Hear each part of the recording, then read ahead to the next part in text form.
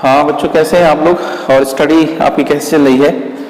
उम्मीद करता हूँ कि आपकी स्टडी एक प्रॉपर वे में एंड प्रॉपर टाइम में चल रही होगी। तो आज हम क्या हुआ, क्लास 8 साइंस का जो नेक्स्ट चैप्टर नेम है कोल एंड पेट्रोलियम, तो उसके आज हम कुछ टॉपिक को इस वीडियो में हम क्लियर करेंगे। तो इसमें एक पहली टॉपिक आती है कि कार्बनाइजेशन। देखिए कार्बनाइजेशन का रिलेशन जो है वो कोल से होता है कि जो आपका कोल्स का फॉर्मेशन जो होता है वो क्या हुआ, रिमेनिंग पार्ट्स ऑफ प्लांट्स। तो भाई कोल का फॉर्मेशन कैसे होगा, फिर उसके बाद में आता हूँ कि कार्बनाइजेशन क्या है। मैं कहा भाई जो भी कोल्स का फॉर्मेशन हो रहा है वो इमेजिन किया कि आपका 300 मिलियन ईयर्स एगो वहां पे लो लेइंग जो एरिया है, मतलब आपका लो लेइंग जो आपका वेट एरिया है, ठीक, या मैं लो लेइंग वेट एरिया है, वहां पे क्या हुआ, डेंस फॉरेस्ट पाए जाते थे। ठीक है, तो वहां क्या पाया जाता है, डेंस फॉरेस्ट या फॉरेस्ट पाए जाते थे। लेकिन नेचुरल डिजास्टर मतलब जैसे वॉल्केनिक इरप्शन, अर्थक्वेक और फ्लड की वजह से ये जो आपका फॉरेस्ट आपको विजिबल हो रहा है ये क्या हुआ, अपरूटेड होगा, means fill the trees of the forest. तो वहां पे क्या हो, जब आपका फॉरेस्ट क्या हुआ, मींस आपका जो ट्रीज है आपका फॉल हो गया, तो फॉल होने के बाद क्या हुआ, स्लोली क्या हुआ, इसके ऊपर सॉइल की लेयर डिपॉजिट होने, मींस वहां पे कहूं कि आपका मड, ठीक है, एंड सॉइल इसके ऊपर क्या हुआ, कवर्ड हो रहे। तो जब कवर्ड होते रहे तो क्या हुआ, जब इस पे कवर होना स्टार्ट हो गया तो भाई क्या इस सॉइल की वजह से क्या इस पे प्रेशर पड़ेगा। जब सॉइल की लेयर डिपॉजिट इसके ऊपर होगी तो प्रेशर के साथ साथ इससे क्या एयर का कांटेक्ट खत्म होने, मींस वहां पे ऑक्सीजन क्या हुआ, रिड्यूस हो जाएगी या एब्सेंस हो जाएगी। और नीचे से क्या उसका हीट, ठीक है, तो हीट, प्रेशर और एब्सेंस ऑफ एयर, इसकी वजह से क्या इसमें स्लोली क्या हुआ, कन्वर्जन हो गया। और कन्वर्जन होने के बाद वही जो रिमेनिंग पार्ट्स ऑफ प्लांट है वो कन्वर्ट क्या हो जाएगा, किसमें, कोल में कन्वर्ट हो जाएगा। तो इसी तरह क्या हुआ, कोल का फॉर्मेशन होगा। रिपीट में कर रहा हूं, क्या है कि आपका फॉरेस्ट वो कहां पर, लो लेइंग एरिया में पाया जाता था about the 300 million years ago. तो उसमें natural disaster like a volcanic eruption, earthquake and flood, due to the natural disaster the trees of the forest fell down and covered with the soil and mud. Due to the soil and mud, the pressure increased on the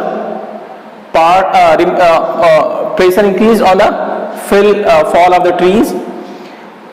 तो भाई trees क्या fall हो गया, उसकी वजह से क्या हुआ, इस पे क्या सॉइल की लेयर डिपॉजिट हो गई, और सॉइल की लेयर जो डिपॉजिट हो गई तो उसकी वजह से क्या हुआ, प्रेशर पड़ा, और प्रेशर पड़ने के साथ साथ क्या उससे एयर का कांटेक्ट खत्म हो गया।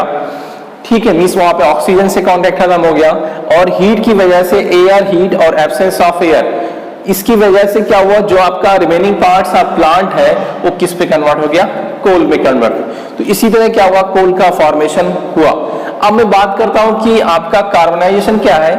कार्बनाइजेशन एक प्रोसेस है जिसमें क्या हुआ, जो remaining parts of plants slowly convert into coal which are found inside the earth. या मैं कहा कि जो आपका रिमेनिंग पार्ट्स ऑफ प्लांट है जो क्या हुआ, बरीड इन द सॉइल या इनसाइड द अर्थ, जो अर्थ के अंदर है वो उसमें क्या हुआ, धीरे धीरे किसमें कन्वर्ट हो जाएगा, कोल में कन्वर्ट हो गया। तो इसी को हम लोग क्या बोलते हैं, कार्बनाइजेशन। थोड़ा सा डिफाइन जो किया उसको देख लेते हैं। In this process remaining parts of plants which are buried in the inside the earth slowly convert to coal. तो इसी को हम लोग क्या बोलते हैं, कार्बनाइजेशन कहते हैं। ठीक है, फिर मैं कहा टाइप्स ऑफ कोल की बात करूं या टाइप्स ऑफ कोल की बात करूं, तो यहाँ पे टाइप्स ऑफ कोल, या मैं कहा कि जो कोल है उसकी कई कैटेगरी होती है। तो मैं कहा कि इनिशियल स्टेज में क्या वुड का क्या हुआ, जो रिमेनिंग पार्ट होगा वो कन्वर्ट किसमें होगा, पीट में कन्वर्ट होगा, और आफ्टर सम टाइम पीट कन्वर्ट इनटू कोल। फिर क्या हुआ उसका पीट से कन्वर्ट किसमें होगा, लिग्नाइट में कन्वर्ट होगा, और फिर सम टाइम के बाद after some time lignite convert into bituminous coal and finally bituminous coal convert into anthracite coal। मैं यूं कहूं कि अगर टाइम टेकिंग की बात कहूं तो एंथ्रासाइट सबसे लास्ट बनेगा, और फर्स्ट टाइम जो आपका वुड जो है आपका पीट में कन्वर्ट हो गया। ऐसा नहीं कि आपका वुड डायरेक्टली क्या हुआ, एंथ्रासाइट में कन्वर्ट हो गया। ये सारी जो चेंज आता है, peat convert to lignite and lignite convert to bituminous and bituminous convert to anthracite. These coal are formed on the basis of time. तो मैं बात कर रहा था कि क्या हुआ, अब मैं बात को मैं यहाँ पे कुछ इंक्रीजिंग ऑर्डर की बात कर रहा था। तो increasing order of number of carbons and calorific value. तो मैं कहा कि अगर मैं कहूँ पीक में नंबर ऑफ कार्बन्स क्या हुआ मिनिमम होगा, उससे मोर क्या हुआ लिग्नाइट में होगा, एंड बिटुमिनस कोल में number of carbons is more than lignite coal, and maximum number of carbon is found in anthracite coal. ठीक है, तो ये तो बात है क्या हुआ नंबर ऑफ कार्बन्स की बात में।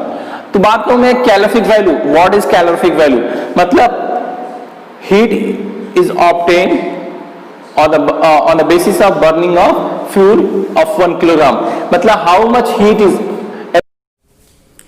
तो बात ये कर रहा था कि आपका कैलोरिफिक वैल्यू मींस कि how many heat energy is obtain of the burning of fuel of 1 kilogram, मतलब 1 किलोग्राम तो आपका या 1 ग्राम फ्यूल आप बर्न करेंगे तो उसकी कितना क्या हुआ कैलोरिफिक वैल्यू, कितना आपको हीट एनर्जी मिलेगी। मैं वहां पे किलो जूल में हीट एनर्जी हो सकती है या सिंपली जूल में। अगर आप यहाँ पे आप फ्यूल को क्या हुआ उसका वेट किस में लेंगे किलोग्राम में लेंगे तो वहां पे क्या हुआ कैलोरीफिक वैल्यू आपका किलो जूल में हो सकती है। तो जितना ज्यादा किलो जूल क्या एनर्जी मिलेगी from the burning of 1 kilogram of fuel, that is called calorific value. ठीक है, जैसे मैं कहा कि एक प्रकार मीथेन है, इसी आपका जो सीएनजी है उस सीएनजी को 1 किलोग्राम सीएनजी को बर्न करेंगे तो उसको आपको 50 क्या हुआ किलो जूल 50,000 किलो जूल क्या हुआ एनर्जी ऑब्टेन होगी। तो 50,000 kilojoule is the calorific value of CNG. This means 1 kilogram of CNG is burned that produces to 50,000 kilojoule heat energy. तो भाई आपने 1 किलोग्राम CNG को बर्न किया, इतना आपको हीट मिलेगी, तो यही क्या हुआ आपका जो हीट एनर्जी है वो क्या हुआ कैलोरीफिक वैल्यू होगी इसकी CNG। तो मैं कहा कैलोरीफिक वैल्यू क्या हुआ, आप इंक्रीजिंग ऑर्डर मतलब मिनिमम कैलोरीफिक वैल्यू किसकी होगी पीक की होगी, and maximum क्या हुआ anthracite means when we go from left to right side the number of carbon is also increased and calorific value is also increased. So the calorific value of anthracite is maximum in all coals because they have maximum number of carbons.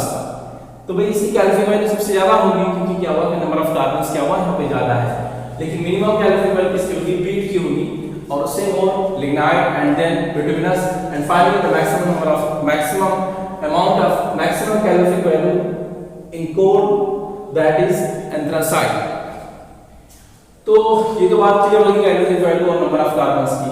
अब मैं बात करूं how fossils fuel are formed at, जिसमें कहा कि अगर कोल जिससे formation होता है एकदम as same fossils fuel are also formed. भाई जो आपका जैसे कोल का फॉर्मेशन होता है सेम फॉसिल्स फ्यूल का भी फॉर्मेशन, क्योंकि coal is also a fossil fuel. तो मैं कहा कि जी भाई फॉसिल फ्यूल का यहाँ पे पेट्रोलियम भी आ जाएगा, कोल भी आ जाएगा और आपका नेचुरल गैस, ये सब किसके एग्जांपल होंगे फॉसिल फ्यूल। तो भाई जो भी एनिमल्स और प्लांट्स से ये सभी फॉसिल फ्यूल का फॉर्मेशन होगा।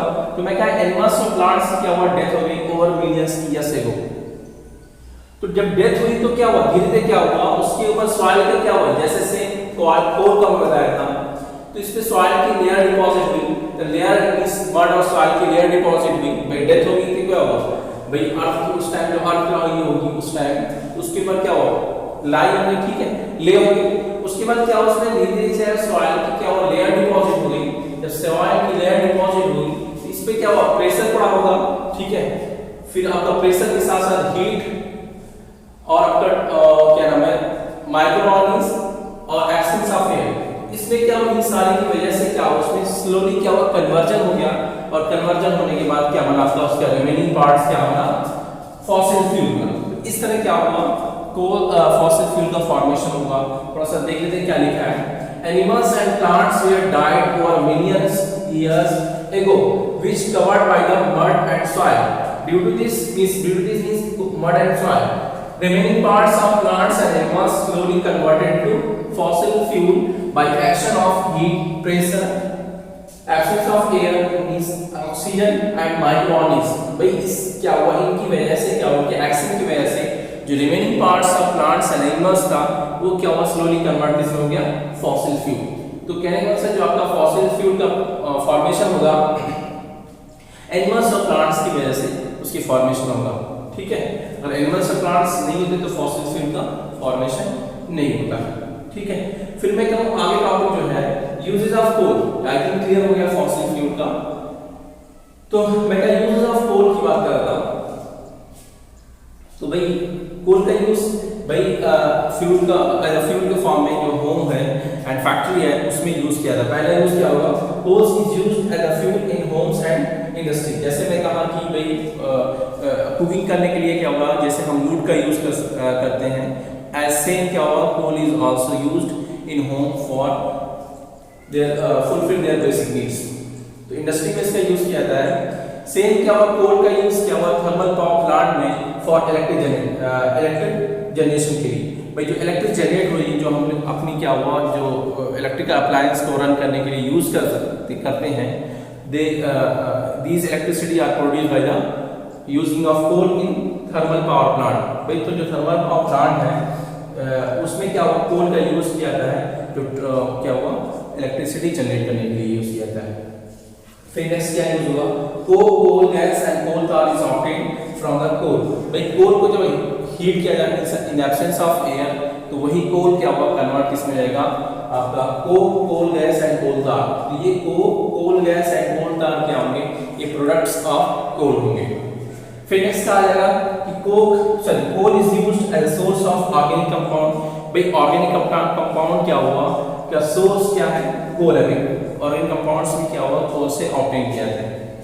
फिर आगे लिखा है past time coal is used to run the steam engine of trains. भाई आज क्या हुआ आपका डीजल इंजन आ गया, इलेक्ट्रिक इंजन आ गया, लेकिन जब शुरुआत में क्या हुआ हमारे ट्रेन क्या हुआ रन करना स्टार्ट की, उस टाइम क्या हुआ हम इसका यूज क्या हुआ कोल का यूज करते थे स्टीम इंजन को रन करने के लिए। ठीक है, मतलब उसमें कोल को क्या हुआ बर्निंग किया जाता, फिर उसकी एनर्जी को क्या हुआ वाटर को हीट करने के लिए, फिर उसकी स्टीम से क्या हुआ वो इंजन क्या हुआ रन करता था। तो ये क्या हुआ यूज ऑफ कोल हो जाएगा। पहला क्या हुआ फ्यूल के फॉर्म में, सेकंड क्या हुआ इलेक्ट्रिक जनरेशन के लिए यूज किया जाता है, थर्ड क्या हुआ प्रोडक्ट ऑफ कोल फॉर्मेशन के लिए, फोर्थ क्या हो जाएगा आपका ऑर्गेनिक कंपाउंड ऑब्टेन करने के लिए, एंड लास्ट जो होगा वो run to the engine of steam engine of train. तो आई थिंक ये सारी टॉपिक क्लियर हो गई होगी। बाकी की टॉपिक हम नेक्स्ट वीडियो में डिस्कस करेंगे।